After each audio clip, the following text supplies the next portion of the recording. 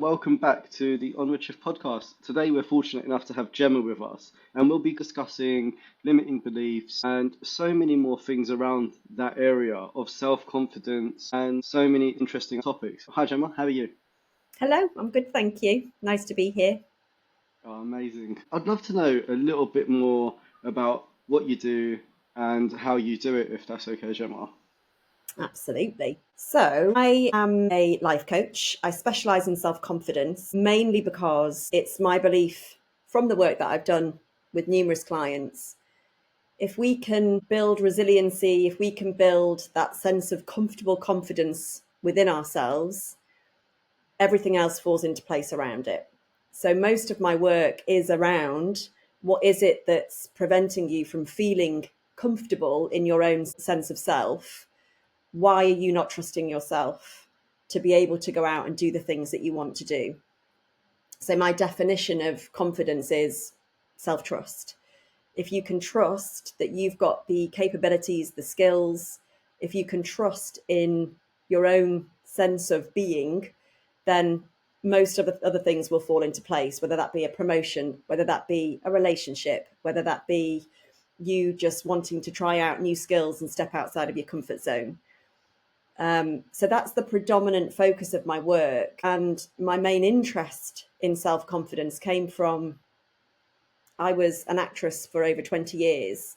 So I performed on stage, I performed on screen, I trained as a professional actress. It's all I ever wanted to do. And I became really interested in confidence when I realized that my own sense of self confidence was linked to being able to play these roles. And when you strip away those roles, how confident is Gemma without that sense of being able to play somebody else? And it was during COVID when I think a lot of people had time to think and time to sort of readdress where they're going in life and what they want. And I realized that actually that's what my interest was in. It wasn't necessarily in playing these parts, it was in what is it about accessing those characters that was so interesting to me, and why was I so afraid of doing that to myself? And when you start to strip back the layers of self and you start to look at who you are, who the core you is, that's where my fascination came from. And I thought I'd love to be able to work with people in a really practical way to strip back those layers and get to that core self. And that's why I set up core coaching. And that's why I went out and started to retrain. I did varying different A levels in life coaching, psychology, to gain all of that experience. And then I went on to do the barefoot coaching course, which was a 6-month course that now has led me to be accredited with the ICF. So that's my background, and that's why I do what I do. Wow. So this is really interesting. When you say break down the self, what does that actually mean? Because that's completely thrown me. I don't like from my point of view, today's podcast is actually super beneficial to me because I lack confidence and I lack self-esteem and I have Yeah. so many limiting beliefs that have been embedded in me probably from a really young age that I didn't even know that I've picked up.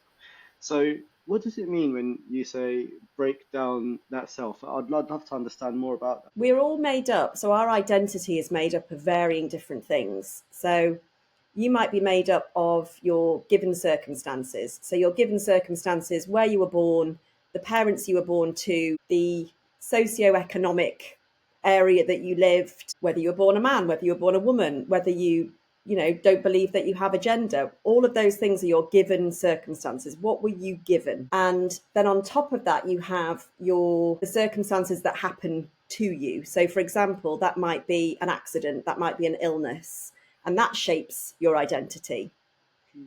And so you've got your given circumstances, which are just, that's what they're there. They're no changing that. And then you have the extra layer of, well, what happens in your life? But there's also ones that you can change. You can change the color of your hair. You can get married. You can choose to have children. You can choose to educate yourself.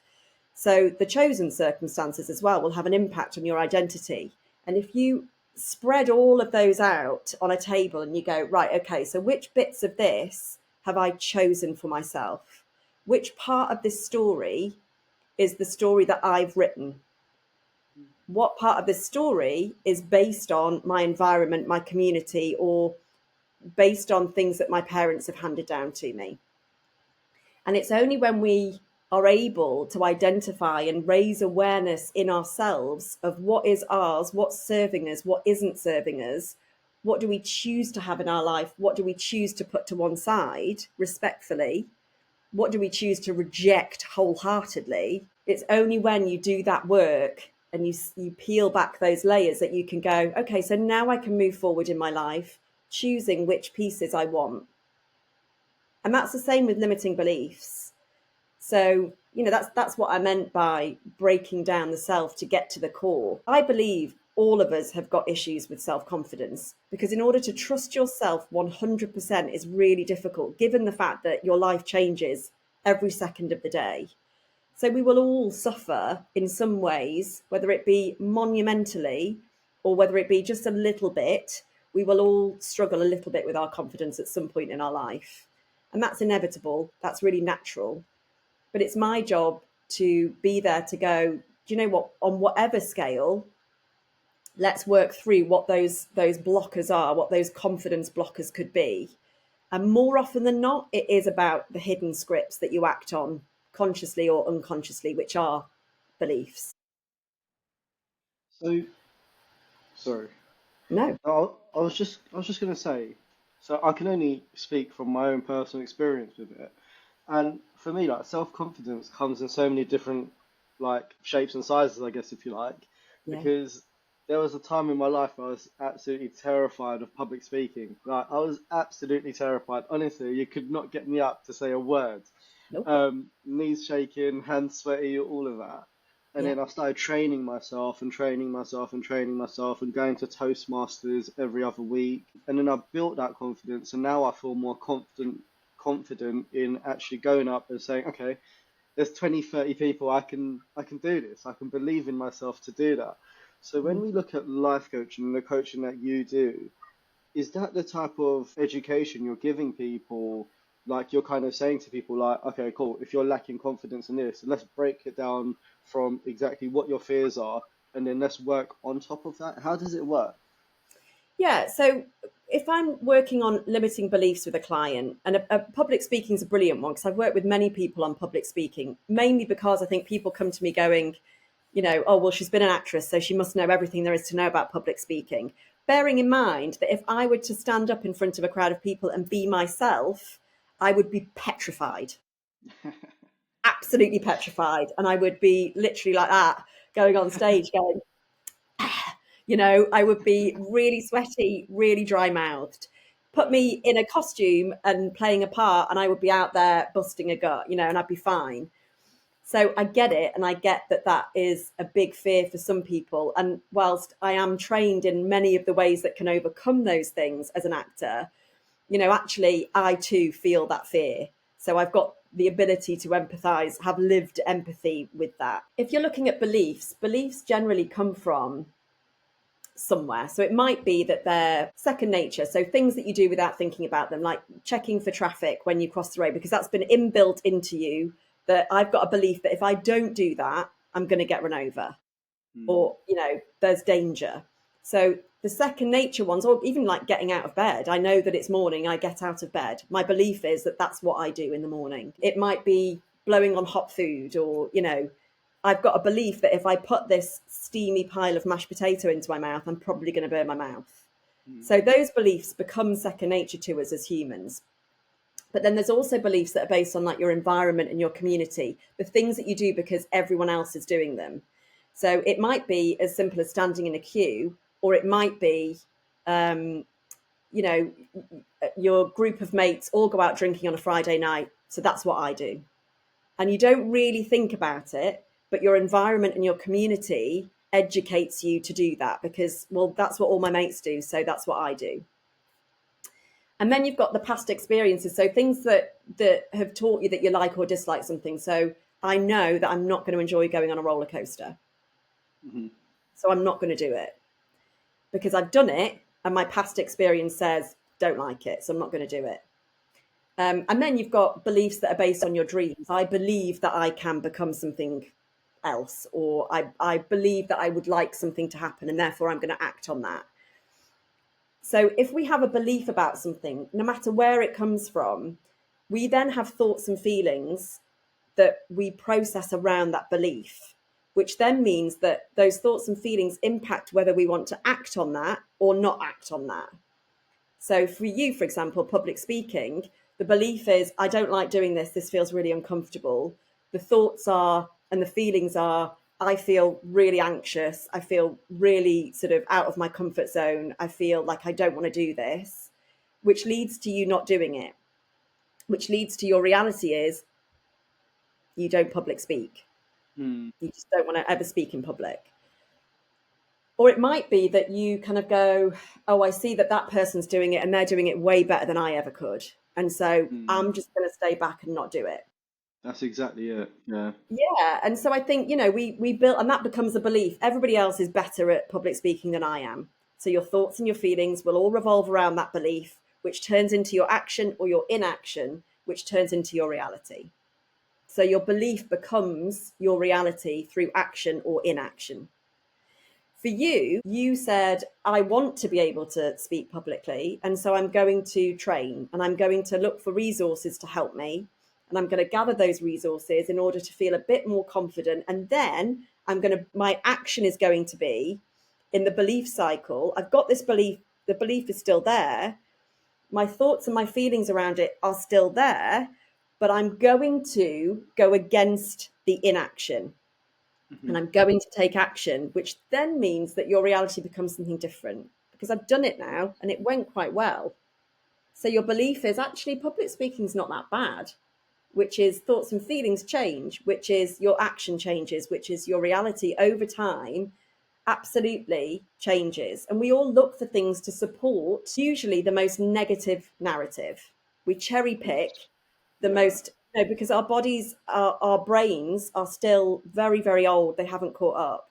And our brains are going, protect yourself, protect yourself, protect yourself. And so it's going, okay, no, I'm not very good at public speaking. So I am going to not put myself forward and I am going to stay here. As much as the fear that we would feel if the saber-toothed tiger was coming at us. So, we're still feeling that, no, not doing it, not doing it, not doing it. And our natural bias towards the negative to protect us is kicking in. So if we believe something negative about ourselves, we're going to do all we can to support that belief because we believe we're protecting ourselves. So that's my work, is to go, what could be different? Which part of that cycle could be different for you? So do you find in the current day and age where we've got so many comparisons and we're constantly looking at other people going, oh my God, this person is absolutely smashing it. I'm never going to achieve that, so why bother? Do you find that's a big issue at the moment in comparison to maybe 20 years ago? Wholeheartedly. The issue we've got with social media and that presence, that highlight reel, constant highlight reel, is that we are bombarded with other people are doing it and other people are doing it better because they've made it shiny. And who's going to put on a video that's a bit rubbish? So we go, well, there's no room for me to do this really. So I won't. And I'll stay small. And staying small and in my comfort zone is much more familiar. And I can just cover myself up with the duvet and watch everybody else doing it. And then I'll get to 45 and go, I wish I'd done it. I could say, how many millions of coaches out there are there? And I could go, well, people have got that covered. Like, there are loads of coaches out there. And then I go, but how many coaches have had the experience that I've had in life, not just as an actor, but my life experiences that I can absolutely help other women in my who've been through a situation similar to mine. But likewise, who else have got the skills that have been picked up through drama school and then through coaching training? And you go, well, there might be some out there, but how many of them are continually working on that? And how many of them have got the empathy that I've got? Or, you can compare yourself positively too. And I suppose that's the thing, is that I often say it's really important that for every negative thought, you put in 3 positives. So for every, yeah, but I bet they're doing it better, come up with 3 things that make you better at it. Hmm. whether they're true or not, because again, your brain knows no different. Would you find that, so for me personally, I would find that really, really challenging because Yeah. I've stopped using a lot of social media. I'm on LinkedIn, but that's about it really. And even on LinkedIn, you find, there's business founders who are absolutely smashing it. They're absolutely smashing it. Mm. It's like the second they put their foot into being a founder, everything's been perfect. But the Yeah. reality of it is knowing that that is probably not true. That's just the message they're putting out on social media. Is obviously it's hard to always check yourself on that and kind of go, okay, Vish, calm down. Is everything's okay? Because it's hard not to compare, and it's hard to have three positives for every negative. Because when you go on social media, you could potentially see a hundred a hundred messages like the same, especially with the algorithms being so good. Once you click on something, once you like something, it will just constantly feed you that. So it's that in itself sounds really, really challenging. How can we break that down for other people so that it's not as overwhelming as 3-to-1 ratio? Why are you still going? So, why is Onward Shift? Why am I on this podcast now? Oh, I love what I do. I absolutely love it. Honestly, with all my heart, I absolutely love what I'm doing. The passion, the mission, like everything we're doing for Onward Shift is like it fits with me perfectly. Like there's nothing on this world I would rather do. Like this is exactly what I'm meant to do. So, what is it that fits with you? Mm, what do you mean? So, you said everything that I'm doing, it fits with me. So, Yeah. it sounds to me like everything that you're doing with Onward Shift is fitting in beautifully with your sort of value system, maybe. Yeah, So, spot what on. do you value? What do you value in life? I think it changed for me personally in maybe a couple years ago, where what I valued in life before was an Aston Martin, 100%. I had to have one Mm. of them.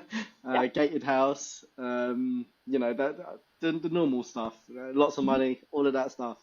And then I think the older I got, this is a bit morbid, but I'll say it anyway, is I valued people and I valued people's experiences on this planet. And I wanted to help people who are going for a challenging time. So my beliefs and my values changed. And when I realized before I die, would I rather have an Aston Martin, a gated house, and lots of money, or would I rather have my dying breath kind of being, okay, I've helped a million people? I kind of realized that for me is 100% more satisfying than the car and the house. Don't get me wrong, if I can get those materialistic things on the way, of course, who on this planet would say no to that?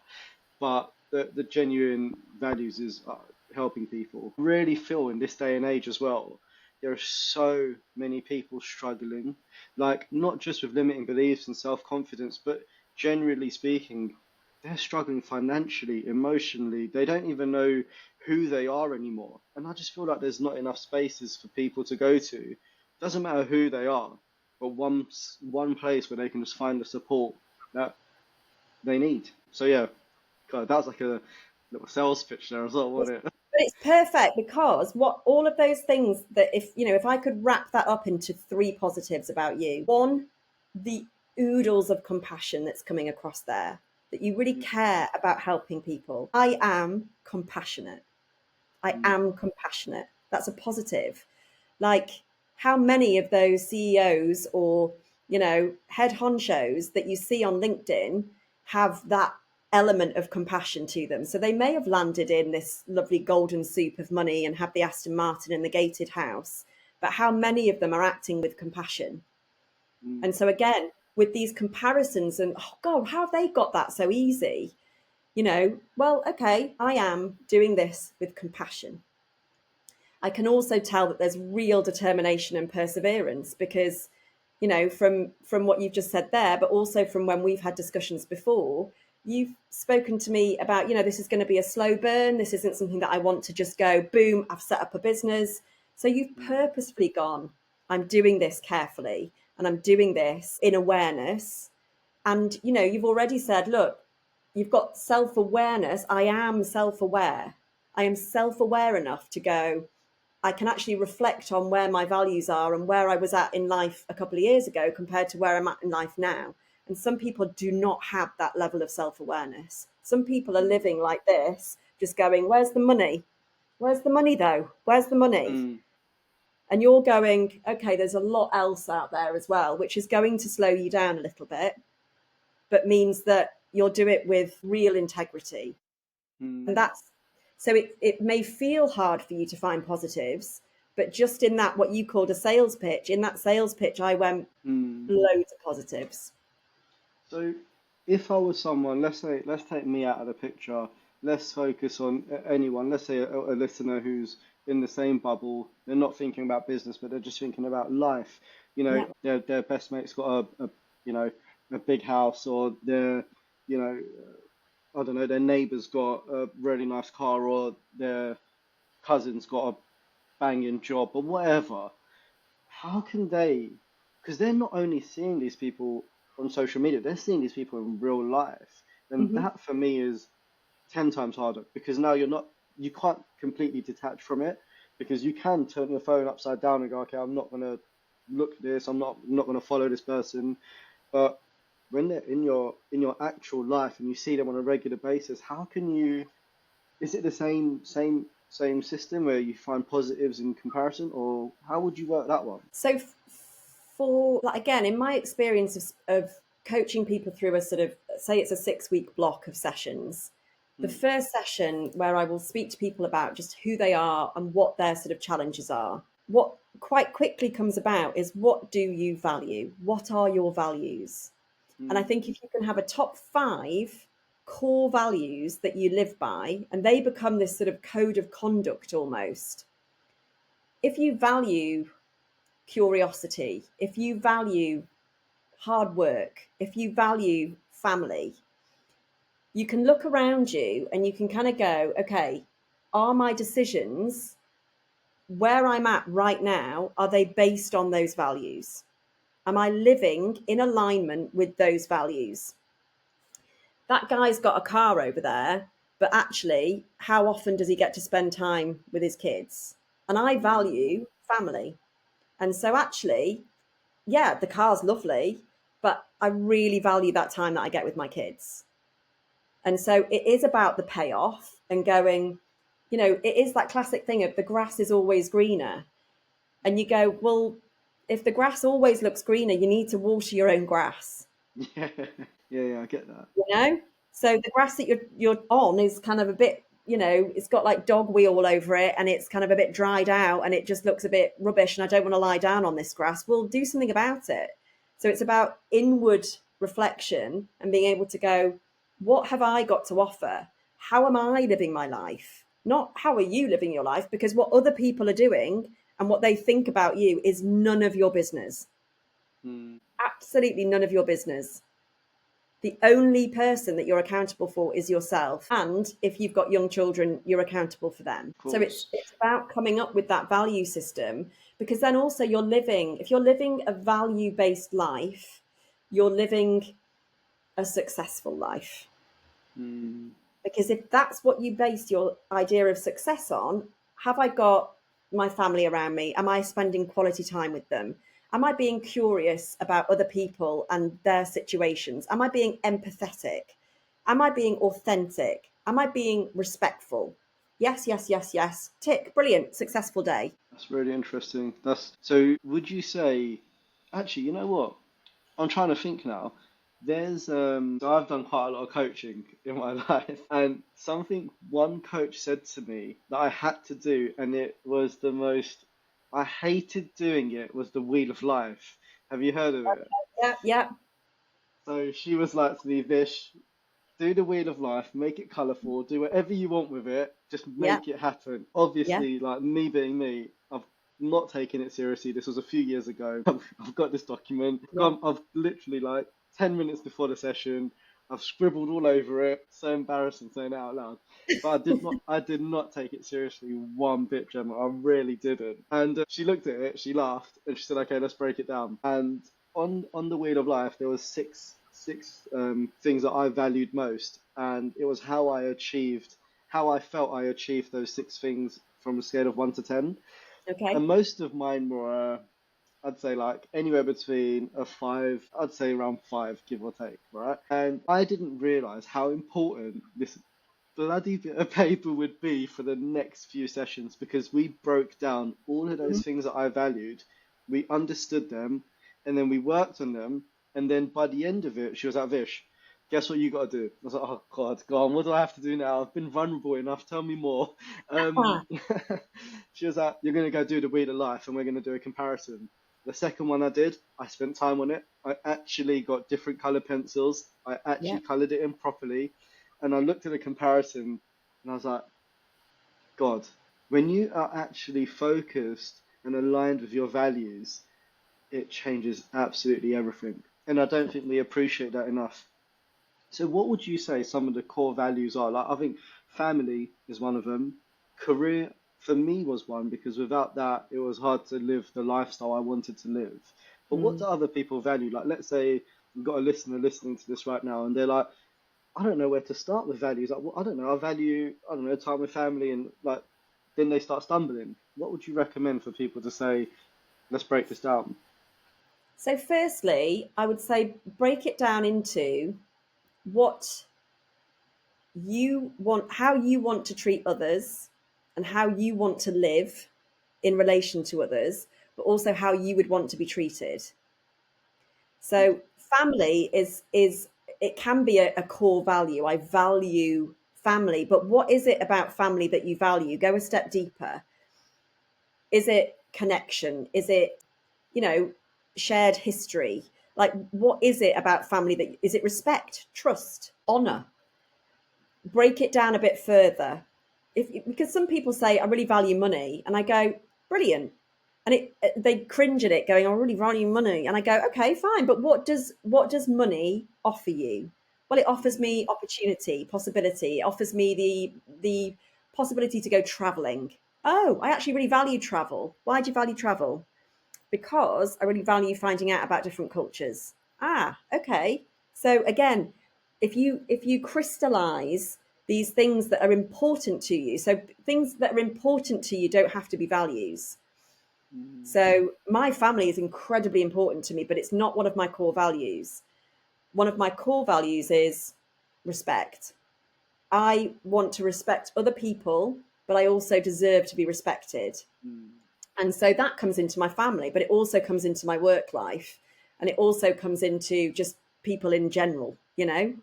I treat people respectfully, and I hope that people will treat me respectfully also. mhm, Authenticity, curiosity, they're core values for me that have actually been, and vulnerability was once one, but then I realized that it's not vulnerability that I value, although I do value it. It's not my core value though. Vulnerability boiled down to connection, because I think wow. through vulnerability we can connect better with people, and that's what us as coaches do. Is like you said, I've been vulnerable enough, and you go, have Yeah. you? Is there a step further you can go? And the vulnerability doesn't mean let's get you on your knees crying. It just means let's just be truthful with ourselves. And again, let's learn to trust ourselves, because if we're lying to ourselves, and going, no, I'm fine, I'm fine, I'm fine, and putting on this bravado of fine, I'm okay, I'm fine, yeah, I'm all right, you're lying to yourself. Mm, And those repeated lies are going somewhere. And if you value honesty and you're lying to yourself, there's dissonance. yeah. So, more often than not, we can boil all of these values down. There are not common ones that come up, Mhm, because there are yeah. so many. Some people value strength, some people value justice or a sense of equality, and live by that. They can feel like this visceral feeling when something's not fair, or when someone's been treated badly. They really react to that, and it's because it's a value of theirs. So it's about writing down a few ideas that you think you value, and then throughout the day going, how many of those have I ticked off today? How many of those have I lived in? And how many of those have I received? Mm, But it may be, and or what reaction have I had to a certain situation, and why? Oh, it's because I value respect and I was totally disrespected then. that's really interesting. And one thing you touched on there, which again I think is going to be really interesting to go into, is how do you trust yourself? Like, that is such a hard thing. And again, it's like, I'll give you an example, for example, like, I come home from a long day's work, and let's say I work a 9 to 5, right? I come home from a long day's work, and I've got this dying ambition to start my own business, or, a dying ambition to get healthy, or to go to the gym, or whatever. That's like one of my values, is to be that. But then you come home and you sit down, you jump on the sofa, Netflix, you sit there for 4 hours and scrolling on social media, watching Netflix, whatever. Now, how do you build that confidence and that trust within yourself to go, okay, turn off Netflix? Like, how do you build that? You know, that step where you're just like, you really want to achieve something, but you like, Netflix is so bloody good, or scrolling is so much easier. How do you break that to trust yourself to go, okay, I can do this. I believe in myself. Let me just take that first step to the gym. How do you, because I think I've been in those shoes where I'm just like, Netflix or social media is easier. So I'll Yeah. just sit here for 3, 4 hours and look back and go, I wish I just went to the gym, or Yeah. I wish I went for a walk or something. Now, how do people do that? How do people really just take that first goddamn step, which is so hard? So hard. Hmm. So again, it's about self-awareness and being able to go, what are my biggest procrastination tools? So Okay. it might be the language that you use. Common one is, "Oh, do you know what? What I just need to do is, I just need to do this." And you go, you just need to. So what you're saying there is, I just need to, makes it seem quite simple because Mm. you just need to do that. Easy. So your brain knows it's simple. I just need to do this. But the need makes it a demand. So Okay. you're basically going, it's really easy to do this. Hmm. And then you don't do it. So what you're telling yourself is actually, you didn't do a really easy thing that you asked of yourself. God, that's a mind. Well, I've never thought of it that way. Okay, cool. So that's why we start to distrust ourselves because that was quite a simple thing to do, to put your phone down, but you chose not to. So you have to be accountable for why you chose not to. Why did you want to stay on Instagram for 3 hours as opposed to going to the gym? It's because going to the gym felt like way more of an effort and I couldn't be bothered. Why couldn't you be bothered? Because, well, I don't know. And you go, okay, so next time that happens and you go, I just need to go to the gym. Okay, here's that lovely script in my head. So you've brought awareness to that. I just need to go to the gym. I just need to put my phone down. Who was it that said this? Oh, Dr. Joe Dispenza, who talks a lot about neuroscience. He also talks a lot about sort of quantum physics and that sort of thing. But he had a brilliant way of shifting a thought and shift, like you said, how do we just break out of that? So every time, and this is, there's a bulk of work that comes before this, just in terms of breaking down what it is that you're doing, why are you procrastinating, blah, blah, blah. But on a simple level, if you can just in your head go, change. You imagine you're on a train and that thought is trying to go to the usual thought pattern of, I just need to do this, but I'm not gonna. And the train's going, brilliant, great, we know this path. And we get to, I'm not going to the gym. Great, brilliant, reward. I didn't have to go. Ha ha, brain. I fooled you. I did what I wanted to do, even though you told me that I should have gone. Ha ha. So you're on that train going towards that path, that thought pathway that is the most common. I need to, but I'm not going to. And in between that, if you can just stop that thought and go change, you'd be Mm. surprised how hard it is to ignore that because it's not your usual script. Mm. Because your usual script is I just need to and I can't be bothered and dan. Change makes you go, "Ugh, okay, sorry." And Yeah, I you'd be get that. surprised. It's that thing of I find it really hard to get out of the bed in the morning. It doesn't matter whether it's winter or summer. It's easier in summer, but I just snooze. I just hit snooze. I hit snooze. I hit snooze. But since I've started going change, I go, I don't want to snooze because it wastes like 30 minutes of my day. Mm. And it means that I'm not as organized and it means I'm not this and I'm not that. And I want to be that. So if I want to be that, I need to change. And so as soon as I hit snooze, I might give myself one, and then I go, change. And I know I'm not going to be able to ignore that. That's really interesting. So basically, you're breaking your thought processes down, and then Absolutely. adding that middle ground of just that word change Yeah. is triggering a response, which is kind of going, okay, actually, I do want this more than that hitting that snooze button or staying on social media. Is that right in me thinking that what Yeah. you said? It's exactly that, because we're so used to, like I said, we're so used to filtering the information around us to support our belief. And the belief is, I'm never going to get to the gym. Or the belief is, oh, I'm just not very good at keeping fit. I'm just not very good at, consistency. And you go, okay, well, that's fine. But actually, how hard is it to be consistent? How hard is it to get up in the morning? It's not that hard.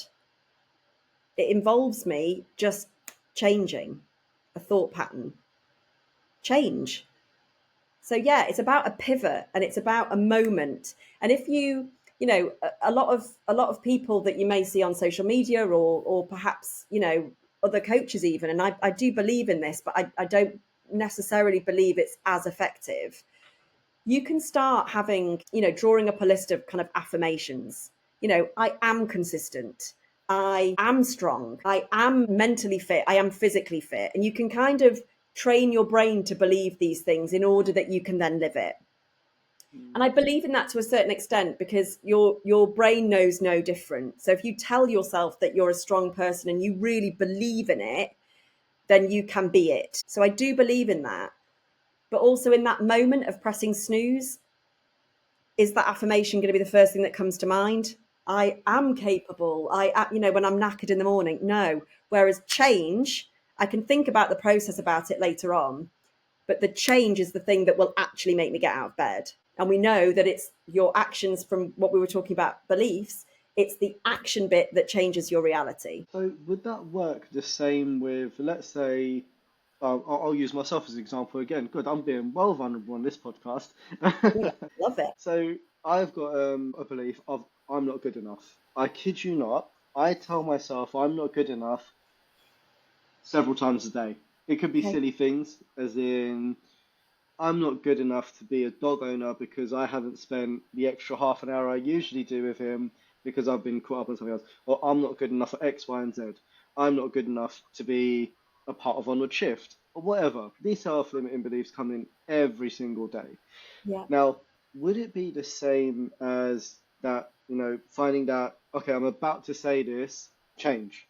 Or is it because those beliefs, they come in really quick, and this could be to anyone. I remember when I was on the tools and I was as an electrician, and I'd tell myself, before I've even got into work and I know what my task is, Yeah.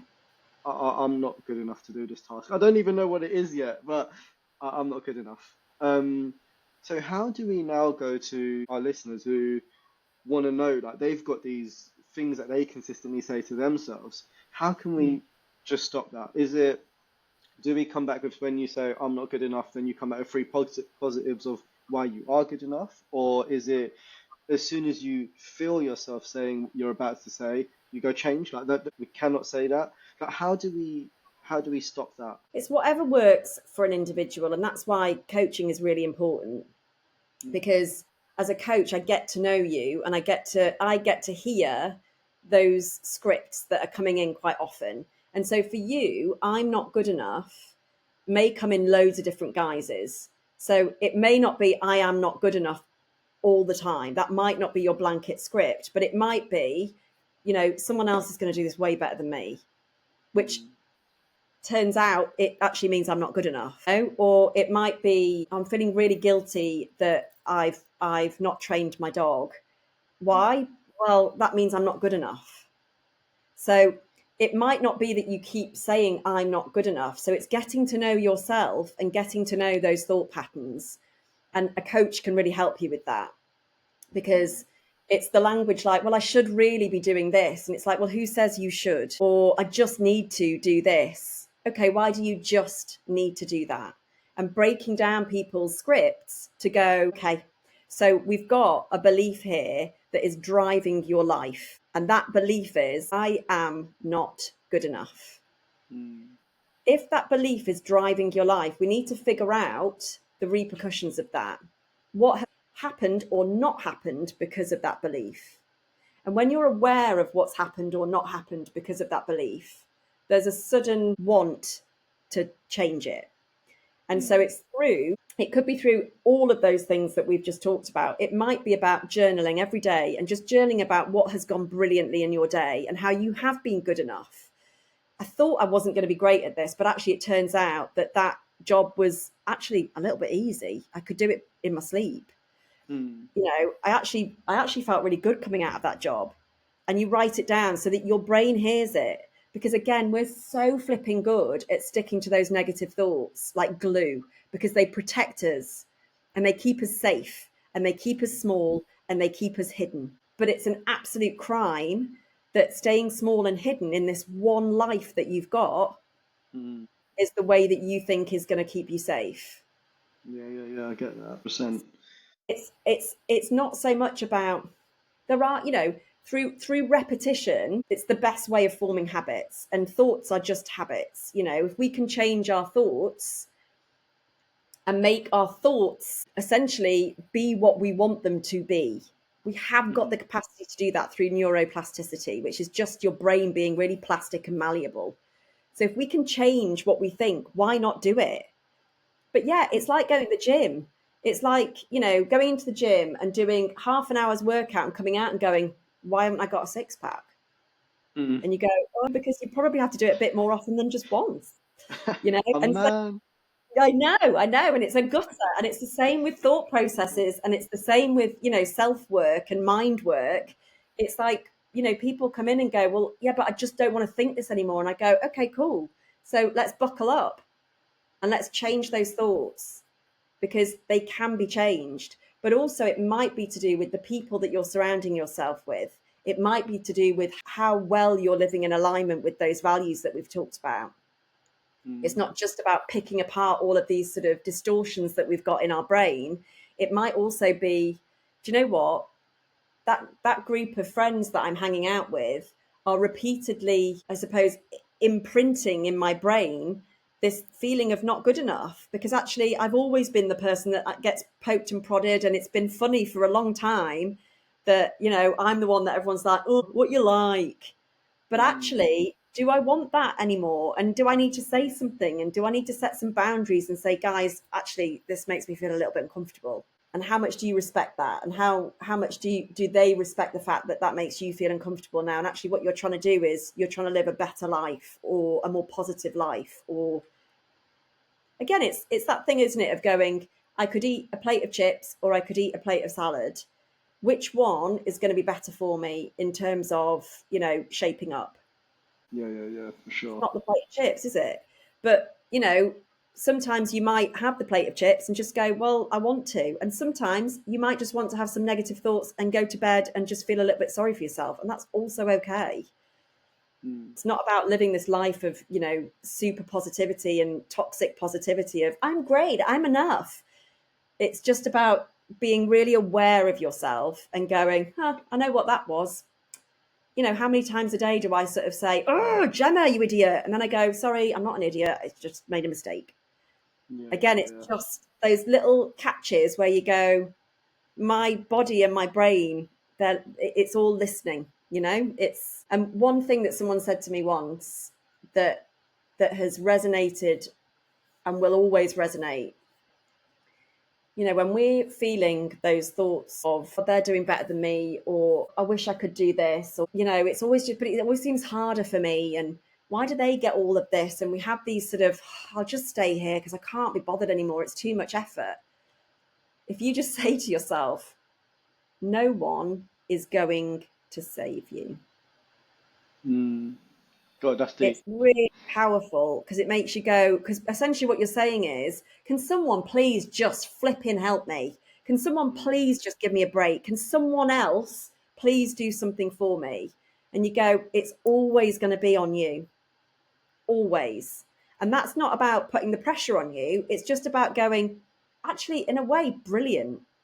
Because the only person that you can trust in this life is yourself.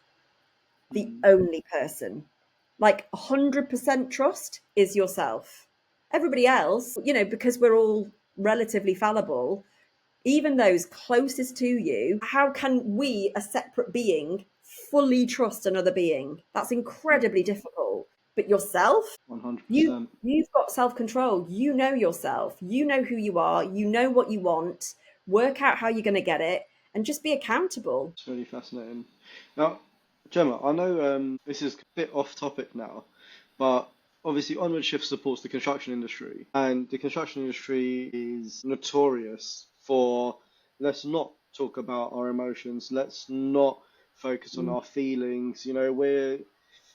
We're geezers. We don't talk about that stuff. Let's have a pint. Let's barge one another or whatever. Let's get over it. Like man up, I guess. You're notorious two words we hear quite often. I recently carried out a survey, and it was only to about 25 people, and I was completely heartbroken when I heard construction workers. These are grown men saying basically we don't matter.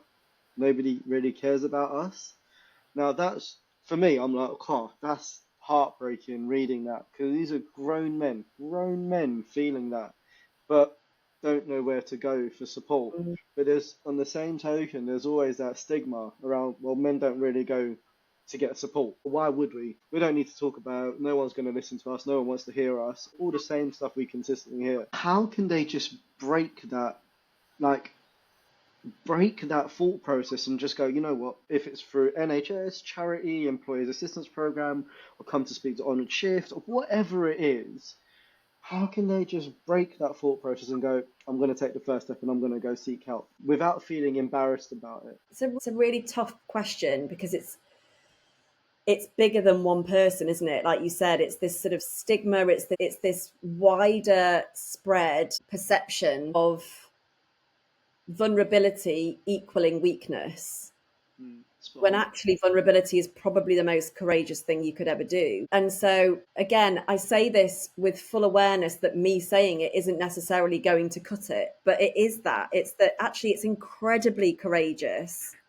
And in my opinion, incredibly sort of strong and powerful that you seek help. And the powerful bit is because if you can seek help and all of this stuff that we've just talked about with regards to beliefs and values and, thought stopping and, people that you surround yourself with and all of that sort of stuff is the juicy good stuff of fulfilling potential. And whilst many people in life, regardless of what industry they're in, believe that they are living to their lot, well, this is where I've got to, this is where I will stay. And I suppose it's just, again, it's that question of going, if I were capable of more, what would I do? If I really thought about my life in 5 years' time, where do I want to be? If I thought about a legacy, what would I want to leave behind? What would my imprint on this earth be? Would it be, you know, going to the pub every Friday night with my mates? And if that genuinely serves you, as a connective tool, as a way of you just, enjoying your life with your mates, then absolutely power to you. But if you go, I kind of want to break this habit that I'm in of I work 9 to 5 or whatever shift you're doing, I go to the pub Thursday, Friday, Saturday, Sunday is a bit of downtime, and then I go back to the grind on Monday. If that's how you see your life being ad infinitum, great. If you want to change that, I would seek help. And changing something and pivoting and standing up and going, actually, this isn't my lot. I think I could probably do more is, in my opinion, incredibly strong and zero weakness in going, I need a bit of help. That's a narrative we don't often hear, is it? Right? Like, we don't often hear you're actually strong, you're courageous. Being vulnerable is empowering. I guess we see them on taglines, or Yeah. but actually hearing the passion that's come from your voice there made me feel a bit warm inside. It made me feel like I've been vulnerable on this podcast, and I do feel a bit like I've been vulnerable so much in my life. In the last 6 years, an unbelievable amount. Mm. But even now, I still feel, oh, have I said too much or whatever? These thoughts come into my head, but then I've kind of gone, actually, you know what? Maybe I have, but maybe there's also somebody else going through this right now, listening to this and going, all right, it's not too bad. You know, if I can do it, maybe they can. And yeah, Wholeheartedly. I think we're really good in this particular day and age. We're really good at avoidance. yeah, 100%. And I think it's probably because there's no scientific backing to this, but this is just a sort of feeling and an observation. I think we've filled our cups so much with others, i.e., social media. Our Mm, jobs, our other buckets are so full that we've forgotten about our own. And it's a really easy thing to do, to go, oh yeah, but I've got to do this, and I also have to keep fit, and I also have to do therapy, and I also have to see my friends at the weekend, and oh god, I haven't texted so and so back, and da da da da da da da da, and we're on this constant go go go, that we go, where's the time for the human not to be doing, and for the human to be being, the human being. Like, where's the time for us to stop and self reflect and ask ourselves these questions of, yeah, but what do I want out of life? And, why shouldn't I have some forward thought? Why is it that, you look at people on Instagram and they seem to be doing all the things? Why can't I have that too? But it's not enough to just have the thought. So if you're going, well, why shouldn't I have that too? And I'm going to let that feed into my not good enough pot, because they've got it and I haven't, so I'm not good enough. But instead, if you mm, use that as a fuel to go, why haven't I got that? You go, okay, well, do you want that? Do you want that lifestyle? I mean, I had to ask myself that question as an actor. Whatever job I got, however brilliant the job was, it could be primetime BBC dramas. And I go, great, but what's next? mm, Great, but where's the film? Great, but can I also have more?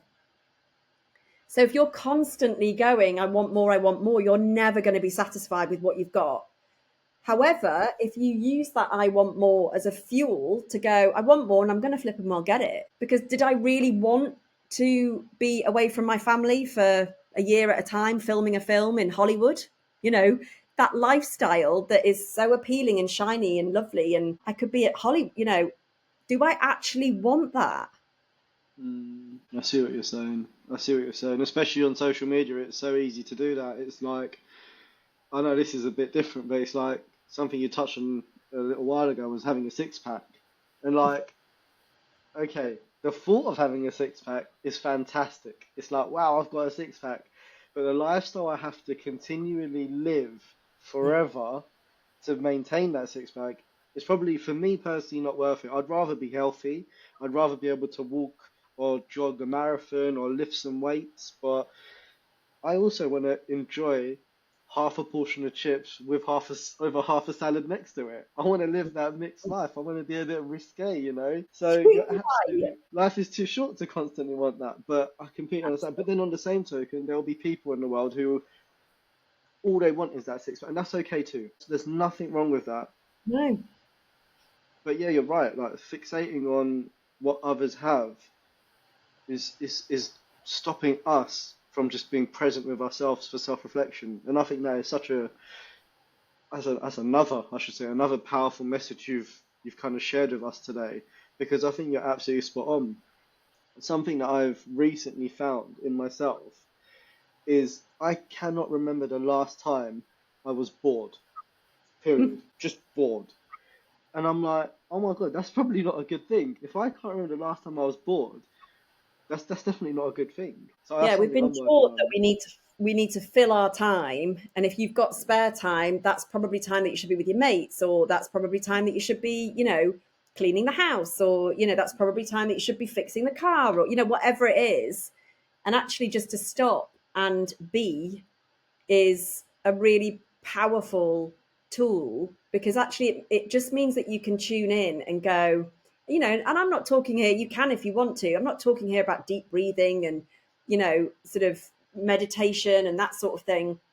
although it is really useful for settling a busy mind. I'm just talking about just sitting still and just looking around you and just being present right here, right now, present. It's, if you can find pockets of time to do that, it can be transformative because, like you said, where's the room to go, oh, do you know what? I'd really like to give carpentry a go. Mm. Yeah, yeah, yeah. Where's the room for those little thoughts to pop into your head instead of, oh God, I'm late, or oh flipping heck, I haven't made the dinner, or whatever the worries, the thoughts, the urgency is. Where's the room to go, God, I'd love to live in Italy. Yeah, yeah, yeah. A room to dream. When you were at school and you just stare out the window and just be like, in your own world. Yeah. Where's the room to just daydream and think big, I suppose. It's so good you said that because the reason I realised I stopped being bored was I was in a forest with my pup and I stopped and I just watched him for a little while and he was doing the most, honestly, Gemma, it was the cutest thing in the world. He was running around and he was hopping because he was just so happy. He was just hop running. I don't know how to call it. And he had a little stick in his mouth and he was just, and I just stopped and I was like, I wonder how many other times I've missed him do that because I've been on my phone Mm, or I've been too busy in my own head. I thought to myself, God, I've really got to slow down a bit, haven't I? But it's those little moments, and it just makes you think, oh my God, unbelievable, unbelievable. It just changes your yeah, whole thought process. It really does.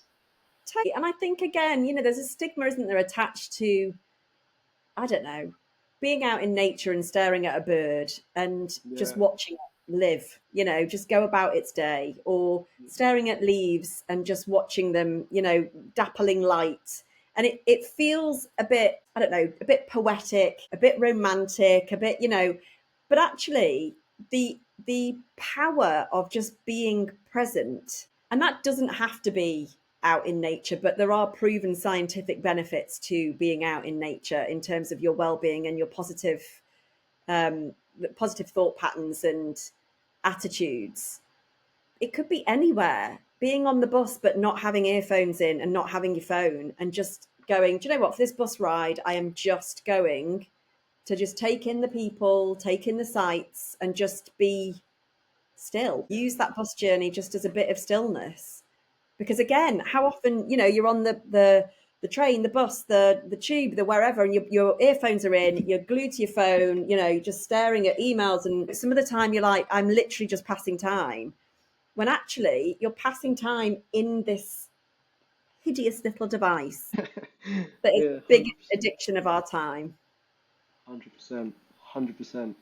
But Gemma, we have reached our hour, and I just wanted to say it has been so easy to talk to you, and thank Oh, you so much for bringing so much knowledge and wisdom and sharing it. Like honestly, like Gemma, it's been absolutely fantastic. Thank you so much.